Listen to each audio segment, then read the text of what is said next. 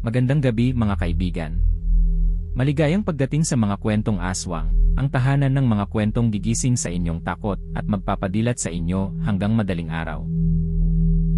Bago tayo magsimula, siguraduhin komportable na kayo. Patayin ang ilaw, isuot ang inyong earphones, at huwag munang lilingon kapag may narinig kayong kaluskos sa inyong likuran. Kung mahilig kayo sa mga kwentong puno ng hiwaga, kababalaghan, at nakatatakot na aral, huwag kalimutang i-like ang video at mag-subscribe sa ating channel. I-share din ito sa kaibigan niyong matapang daw, ngunit natutulog na nakabukas ang ilaw. Ang kwentong maririnig ninyo ngayon ay tungkol sa isang cellphone technician na sanay bumuhay ng patay na unit, magpalit ng basag na screen, at maghanap ng files na akala ng iba ay tuluyan nang nawala. Ngunit isang gabi, habang kinukumpuni niya ang cellphone ng isang patay na customer, may nakita siyang video na kinunan kinabukasan. At sa video na yon, siya mismo ang pinapatay ng isang maligno. Huminga ng malalim, makinig, at tandaan, hindi lahat ng nare-record ng kamera ay nangyari na. Minsan, may mga video na babala pa lang. Simulan na natin ang kwento ng ang cellphone technician na nakakita ng video ng sarili niyang kamatayan. Sa bayan ng San Rafael, sa ikalawang palapag ng lumang commercial building sa tabi ng palengke, may maliit na cellphone repair shop na laging puno ng basag na screen, sirang charger port, at customers na nagmamadali. Ang pangalan ng shop ay Rico Repair Hub. Maliit lang ito pero kilala sa bayan dahil magaling ang may-ari nitong si Rico Santos.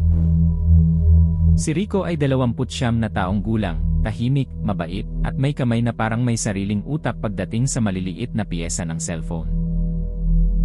Kaya niyang buksan ang unit nang hindi nababasag ang frame. Kaya niyang palitan ang screen habang nakikipag-usap. Kaya niyang ayusin ang phone na nalubog sa tubig, nahulog sa hagdan, o naipit sa tricycle. Ngunit ang pinakakilala niyang serbisyo ay data recovery. Kapag may taong nawala ng litrato ng anak, video ng kasal, huling message ng mahal sa buhay, o files na akala ay hindi na maibabalik, si Rico ang hinahanap. Hindi ko ipinapangakong lahat maililigtas. Pero hanggat may buhay ang memory, susubukan ko.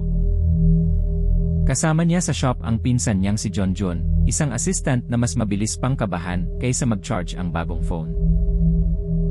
Si John ang taga-abot ng tools, taga-bantay ng resibo, at minsan taga-sagot ng customer kapag wala sa mood si Rico. Boss, may customer. Sabi niya, hindi na raw bumubukas phone niya. Anong nangyari? Nabagsak daw sa kanal. Ilang oras sa tubig? 3 araw. John, hindi na repair yan. Archaeology na yan. Sabi ko nga, boss. Parang artifact na. Madalas silang magbiruan. Sa araw, mainay ang shop. May ringtone, tawaran, reklamo, at tanong na paulit-ulit. Pero pagsapit ng gabi, ibang-iba ang tunog ng lugar. Ang palengke sa ibaba ay tumatahimik. Ang building ay nagiging malamig. Ang mga nakasabit na phone cases sa dingding ay gumagalaw kahit walang hangin. At sa gitna ng katahimikan, ang mga sirang cellphone sa mesa ay tila mga matang nakapatay lang ang ilaw, naghihintay na muling bumukas. Isang gabi ng Martes, alas 9 na, nagsasara na sana si Rico. Boss, uwi na ba? Gutom na ako. Yung tiyan ko nagsisend na ng low battery warning. Linisin mo muna yung mesa. Baka bukas may mawala na naman na screw. Hindi nawawala yung screw, boss.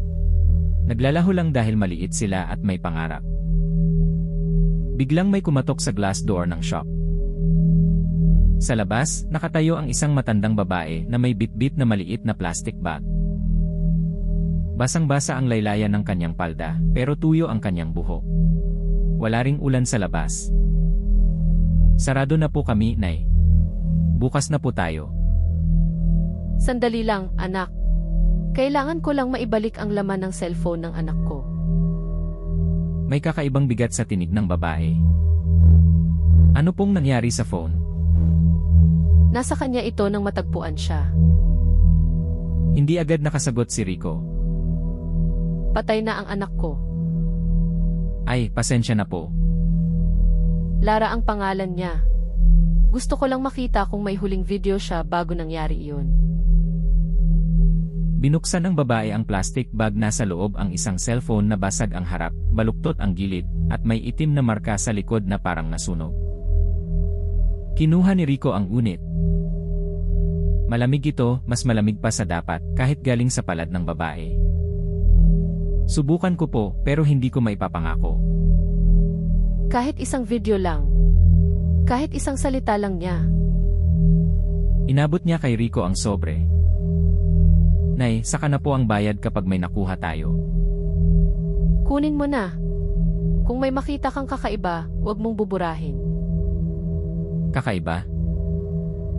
Kung may video na hindi mo naiintindihan, huwag mong i-play ng mag-isa. Pagkasabi niyon, umalis ang matanda.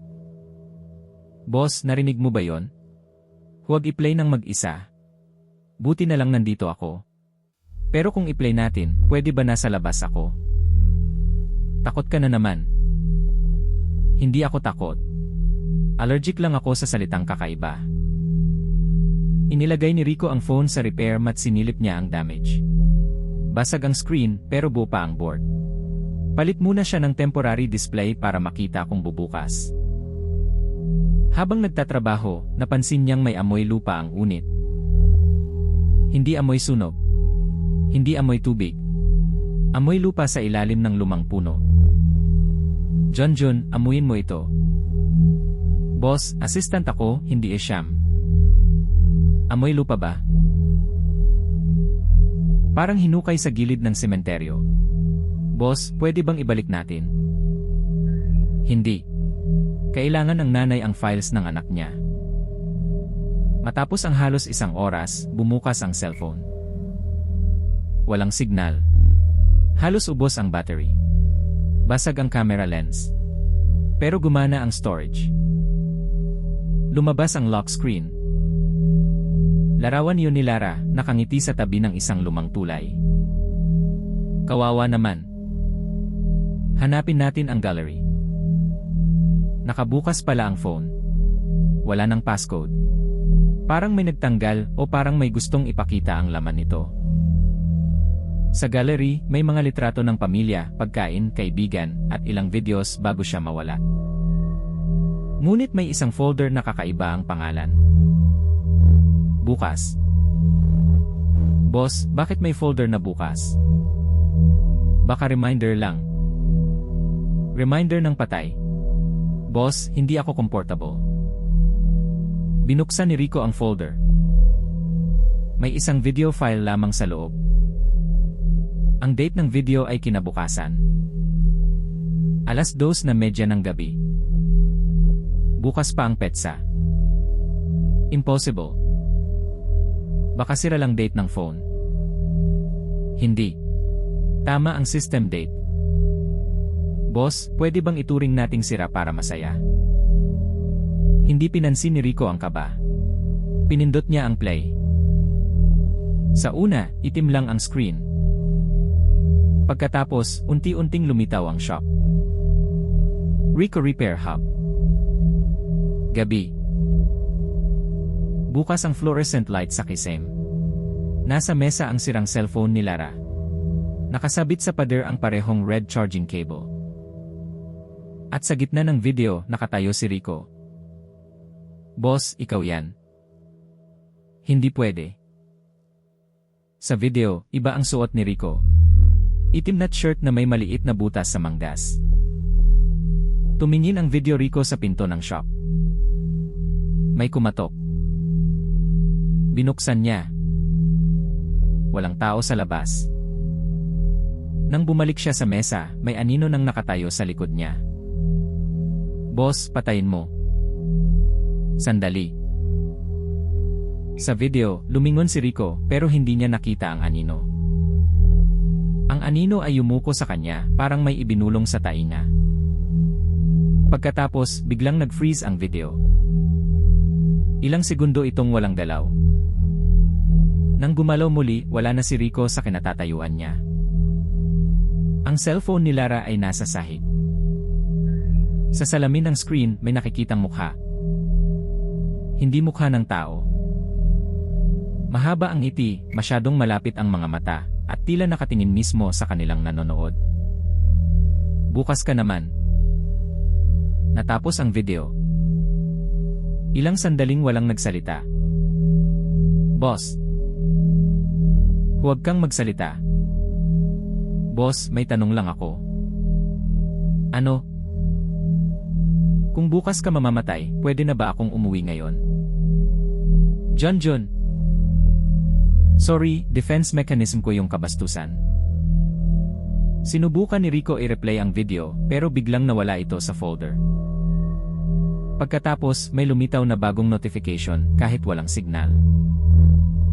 Na-play eh. Hindi ito normal. Boss, finally, nagkasundo tayo. Nagdesisyon si Rico na isara ang shop at dalhin ang phone sa bahay para ipagpatuloy ang pagsusuri. Pero pagpatay niya ng ilaw, biglang bumukas ang front camera ng cellphone. Sa screen, nakita niya ang sarili niyang mukha. Ngunit sa likod niya, may maitim na hugis na nakasabit sa kisam. Lumingon siya agad. Walang tao. Boss, huwag ka na tumingin sa phone. Baka pag pinikturan tayo, may kasama na naman. Eye off natin. Pinindot ni Rico ang power button. Hindi namatay ang phone. Sa halip, nagplay ang isa pang video. Mas maikli. Sa video, si Junjun naman ang nakikita. Nakatayo siya sa labas ng shop, hawak ang helmet, at sinasabing, hindi ako takot. Pagkatapos, may kamay na lumabas mula sa likod ng poste at humawak sa balikat niya. Boss, hindi ako yan. Hindi ko sasabihin na hindi ako takot. Sinungaling yung video. Junjun, makinig ka. Huwag kang lalabas mag-isa. Boss, hindi na ako lalabas kahit may libreng peres sa labas. Kinuha ni Rico ang phone at binalot sa makapal na tela. Pagkatapos, tinawagan niya ang numerong iniwan ni Aling Teresa. Sumagot ang matanda sa ikatlong ring. Napanood mo. Ano ito? Hindi phone ang anak ko ang problema. Ang problema ay kung sino ang nakasunod sa phone. May video doon. Video ng bukas. Ako ang nasa video. Si Lara rin. Bago siya namatay, may nakita siyang video ng sarili niya. Akala niya prank. Akala niya edited. Kinabukasan, nangyari ang nasa video. Bakit niyo dinala sa akin? Dahil ikaw lang ang marunong magbukas ng laman nito. At dahil may iniwan siyang message para sa susunod na makakakita. Wala akong nakitang message. Hanapin mo ang file na walang pangalan. Huwag mong buksan kapag may salamin sa paligid. Naputol ang tawag. Boss, hindi ko na gusto yang matanda. Bakit parang customer service ng sumpa? Kailangan nating hanapin yung file. Kailangan nating hanapin yung exit. Binalik nila ang phone sa mesa at tinakpan ang maliit na salamin sa shop, pati ang screen ng ibang units. Sa folder ng phone, may lumabas na file na walang pangalan. Walang thumbnail. Walang date. Pinindot ni Rico. Lumabas si Lara sa video. Maputla, nanginginig at tila nasa loob ng lumang bahay. Kung nakikita mo ito, ibig sabihin pinanood mo na ang video mo. Boss, ayoko na. May tutorial yung multo. Huwag mong paniwalaan na sigurado na ang mangyayari. Ipinapakita niya ang kinabukasan para matakot ka. Kapag natakot ka, mas madali kang susundan. Sino siya? Tinatawag siya ng matatanda na manunulyap. Isang malignong nabubuhay sa mga mata ng tao. Dati raw, nasa tubig siya, sa salamin ng balon at ilog. Ngayon, nasa kamera na siya. Sa video, lumingon si Lara na parang may narinig. Kapag nakita mo ang mukha niya sa screen, makikita ka na rin niya. Kapag pinanood mo ang kamatayan mo, hahabulin niyang gawin itong totoo. Boss, unsubscribe na tayo. May paraan. Hanapin mo ang unang video. Ang video kung saan siya unang na-record. Nandoon ang tunay niyang anyo. Kapag naipakita mo sa kanya ang sariling video, hindi siya makakapasok sa iyo. Saan? Sa lumang cell tower sa Barangay Dapdap. Doon ko siya nakita. Doon nagsimula. Biglang nagloko ang video. Lumapit ang mukha ni Lara sa kamera. Huwag kang pupunta ng mag-isa. At huwag mong sasagutin kapag narinig mo ang boses mo mula sa phone. Natapos ang video. Sa labas ng shop may kumatok. Parehong katok sa video ng pagkamatay ni Rico. Boss, hindi pa bukas. Alam ko. Bakit advance siya? Baka alam niyang nalaman natin. Lumapit si Rico sa pinto ngunit hindi binuksan. Sino yan?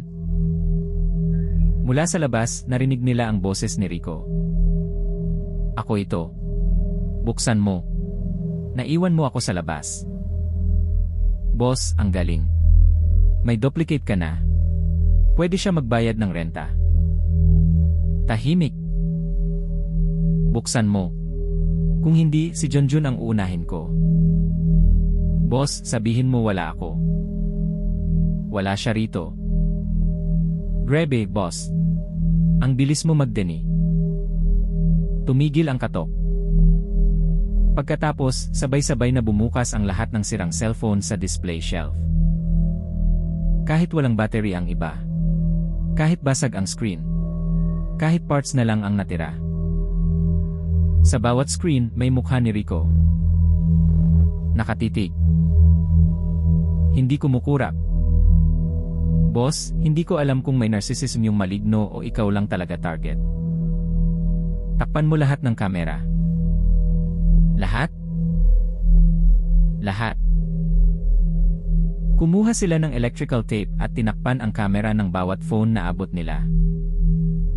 Habang tinatakpan nila ang mga lens, isa-isang namatay ang mga screen. Sa huling phone, bago tuluyang mamatay, lumabas ang mukha ng isang nilalang. Wala itong malinaw na ilong. Ang mata ay parang butas ng kamera. Ang bibig ay nakangiti, ngunit ang ngiti ay hindi para magpakita ng saya. Para itong bukas na bitad. Bukas ka naman. Patay ang screen. Nagdesisyon si Rico na puntahan ang lumang cell tower sa Barangay Dapdap bago sumapit ang kinabukasan. Boss, may tanong ako. Ano? Bakit lahat ng solusyon sa horror pupunta sa lugar na sinabi ng patay? Dahil yon lang ang clue natin. Pwede naman tayo magpunta sa pulis. At sasabihin natin ano. May cellphone na may video ng future death ko. Sabihin natin tech issue. Junjun. Sige na nga. Sasama ako. Pero kung may tumawag gamit boses ng nanay ko, ikaw sasagot. Sumakay sila sa motor ni Junjun. Bitbit ni Rico ang cellphone ni Lara, isang lumang analog camera na walang internet, isang flashlight, electrical tape, at maliit na crucifix na bigay ng ina niya. Habang bumibiyahe sila, napansin ni Rico na walang signal ang kanilang phones. Ngunit ang phone ni Lara ay may 5 signal bars. Boss, bakit yung patay na phone may signal pero tayo wala? Hindi network ang sinasagap niyan. Sana hindi rin Bill. Ang lumang cell tower ng Dapdap ay nakatayo sa gilid ng abandonadong subdivision. Matagal na itong hindi ginagamit, sabi ng mga taga roon.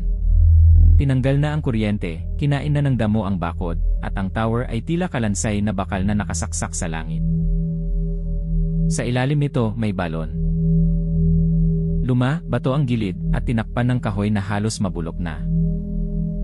Balon. Boss, kung may balon sa horror, hindi ba dapat umaatras tayo? Sabi ni Lara, dati nasa tubig siya. E di lalo na. Lumapit si Rico sa balon. Sa ibabaw ng kahoy na takip, may mga nakasulat na pangalan. Lara. Densho. Marites. Noel. At sa pinakabagong ukit, nakasulat, Rico. Boss, may reservation ka. Hindi pa tapos. Kinuha ni Rico ang phone ni Lara. Automatikong bumukas ito. May bagong video. Ang thumbnail ay ang balon mismo. Pinindot niya. Sa video, hawak ni Lara ang phone habang umiiyak. Akala ko content lang. Akala ko urban legend lang ang manunulyap. Sinabi nila, kung isisilip mo ang kamera sa balon, makikita mo ang kinabukasan mo. Sa video, inilapit ni Lara ang kamera sa balon. Sa ilalim ng tubig may mukha. Hindi ito nakalubog. Nasa loob ito ng refleksyon. Nang makita ko siya, nakita niya rin ako. Nag-glitch ang video. Lumitaw ang mukha ng maligno. Ikaw ang susunod na manonood. Pagkatapos, lumabas ang isang lumang file. Unang tingin. Ito ang hinahanap natin. Boss, kailangan ba nating i-play? Kasi lahat ng piniplay natin lumalala. Sabi ni Lara, kailangan ipakita sa kanya ang sarili niyang video. Paano natin ipapakita sa maligno? May projector ba siya? Sa mismong sandaling iyon, narinig nila ang tunog ng ringtone mula sa ilalim ng balon. Ringtone ng phone ni Rico. Ngunit nasa bulsa niya ang sariling phone, patay at walang signal. Junjun, tulong. Boss, nasa balon ka. Nandito ako sa tabi mo. Junjun, itulak mo siya. Hindi ako ang nasa tabi mo. Boss, ayoko ng ganitong decision making. Huwag kang makikinig. Mula sa tubig ng balon, lumitaw ang refleksyon ni Rico. Kumakaway ito. Nakangiti. At sa likod ng refleksyon, nakatayo ang maitim na nilalang. Bukas ka naman. Hindi lumingon si Rico. Alam niyang kapag hinanap niya ang nilalang sa tunay na mundo, baka doon ito tuluyang makapasok. Kinuha niya ang analog camera at itinutok sa balon. Boss, bakit kamera pa rin gamit natin? Kamera nga problema. Walang screen ito. Hindi niya ako makikita sa live display. Old school laban sa maligno. Approved. Pinindot ni Rico ang shutter. Sa flash ng kamera, nagwala ang tubig sa balon kahit walang hangin. Lumabas sa phone ni Lara ang file na unang tingin. Nagplay ito ng kusa. Nakita nila ang lumang bayan, dekada pa ang lumipas, noong ang balon ay ginagamit pa ng mga tao. May isang batang lalaki na sumilip sa tubig. Sa likod niya, may matandang nagsabing huwag titingin sa sariling anino paggabi. Sa tubig, may lumitaw na mukha. Hindi pa ito maligno noon. Para itong anino na gutom makita. Sa bawat taong tumingin sa balon, kumakapal ang anyo nito. Nang dumating ang mga cellphone, mas dumami ang mata. Mas dumami ang screen. Mas dumami ang pinto. At naging mas malakas ang manunulyak. Ibalik mo. Ang boses ay hindi na galing sa phone. Nasa paligid na nila. Boss, nararamdaman ko na yung resignation letter ko, sinusulat na ng kaluluwa ko. Tumulong ka. Kailangan natin siyang ma-record sa walang screen. Ibig sabihin, flash mo yung ilaw sa tubig kapag sinabi ko. CJ. Pero kung may humawak sa paa ko, sisigaw ako professionally. Itinaas ni Rico ang analog camera. Tinanggal niya ang takip ng balon ng kaunti. Lumabas ang amoy malamig na tubig at lumang dahon. Sa ilalim, hindi tubig ang unang nakita niya. Screen. Parang libu-libong maliliit na screen ang nakalubog doon, bawat isa ay may mukha ng taong natakot sa sariling kinabukasan. Sa gitna ng mga refleksyon, naroon ang mukha ng maligno. Hindi ito kasing linaw ng video. Mas masama ito sa malabo dahil parang utak mismo ang bumubuo sa itsura niya. Ngayon, itinutok ni Junjun ang ilaw sa tubig.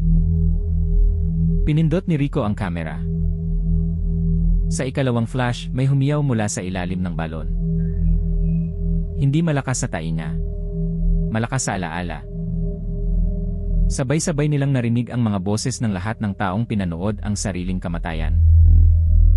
Ipakita mo sa kanya. Nag-on muli ang phone ni Lara. Lumabas ang live camera. Ngunit sa pagkakataong ito, hindi si Rico ang nakikita sa screen.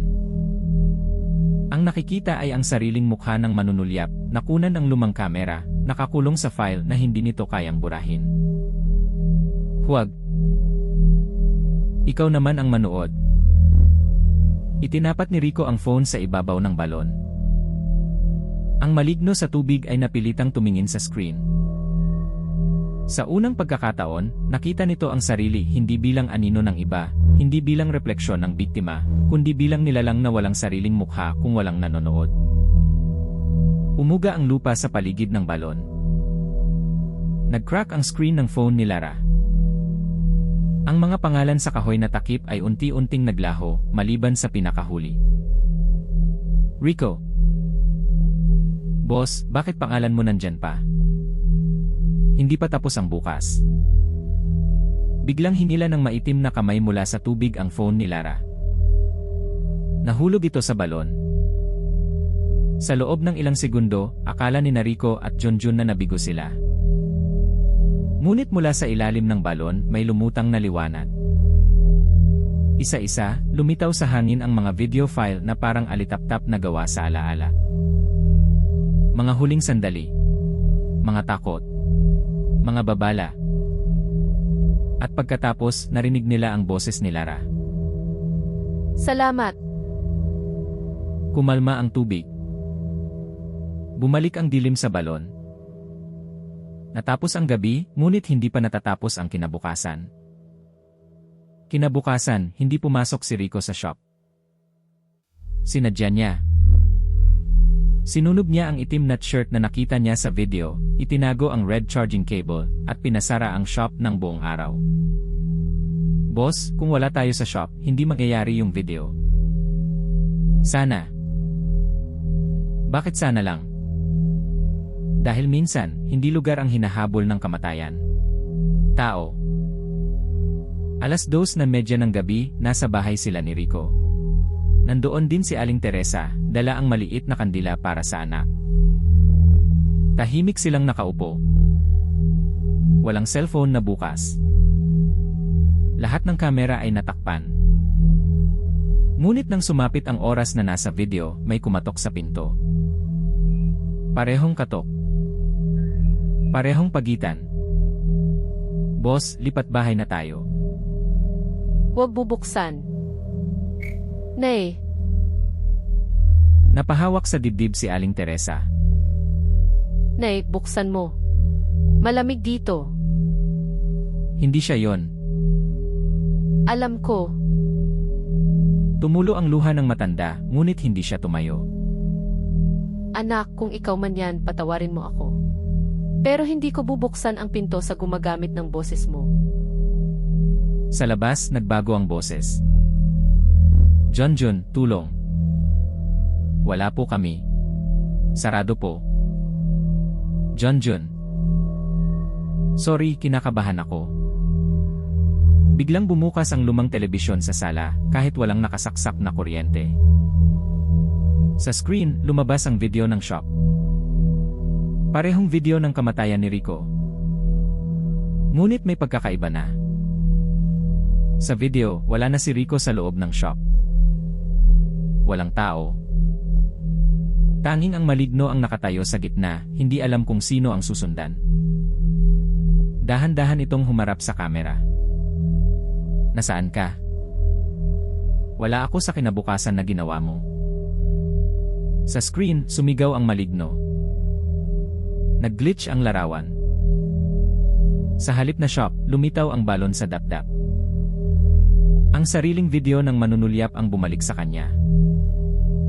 Isa-isang sumara ang mga screen sa bahay. Tumigil ang katok. At sa kahoy na pinto, may naiwan na marka. Isang bilog na parang lens ng kamera, basag sa gitna. Kinabukasan, bumalik si Rico sa shop. Nandoon ang red charging cable kahit itinago niya ito. Nandoon ang itim na shirt kahit sinunog niya ito. Ngunit iba ang pakiramdam ng lugar.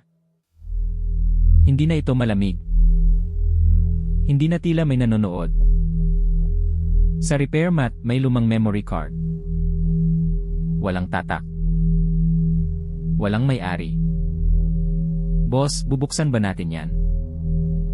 Hindi. Salamat. Akala ko character development na naman. Inilagay ni Rico ang memory card sa maliit na bakal na kahon, kasama ang lumang kamera, at ang sirang phone ni Lara na nakuha nilang muli sa gilid ng balon ng umaga. Hindi na niya sinubukang ayusin ang phone. Ibinigay niya ito kay Aling Teresa, hindi para gamitin, kundi para mailibing kasama ng ilang gamit ni Lara. Nakita mo ba siya? Takot ba siya? Pero tinulungan niya kami. Ganoon siya. Kahit takot, tumutulong. Mula noon, naglagay si Rico ng maliit na paalala sa shop. Data recovery available. Pero may files na mas mabuting huwag nang buksan. Boss, parang hindi magandang marketing yan. Mas mabuti nang mawalan ng customer kaysa mawalan ng bukas. Deep. Pwede ilagay sa tarpaulin. Lumipas ang ilang linggo. Bumalik sa normal ang buhay ni Rico at Junjun. May mga basag pa ring screen. May mga customer pa ring nagmamadali. May mga taong naniniwalang kapag hindi bumukas ang phone, galit na agad ang technician. Ngunit may isang bagay na hindi na ginagawa ni Rico. Hindi na siya basta-basta nagpe-play ng video mula sa phone ng patay. Una, tinatakpan niya ang mga salamin. Ikalawa, tinatakpan niya ang kamera ng ibang unit. Ikatlo, hindi siya nanonood mag-isa.